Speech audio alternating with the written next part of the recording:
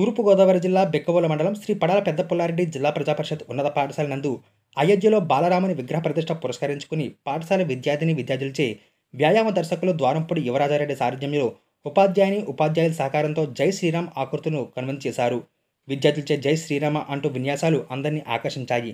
లయబద్ధంగా సాగిన విన్యాసాలు విశేషంగా ఆకట్టుకున్నాయి.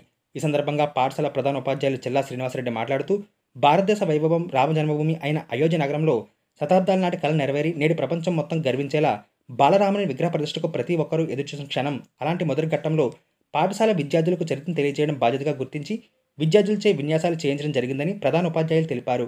ఈ కార్యక్రమంలో పాఠశాల సీనియర్ ఉపాధ్యాయులు టి జయకృష్ణారెడ్డి, ఉపాధ్యాయ ప్రతినిధి కెవి కృష్ణారెడ్డి, సూరిబాబు, నాగబాబు, వెంకట్రమణ, ఉపాధ్యాయులు, విద్యార్థులు పాల్గొన్నారు.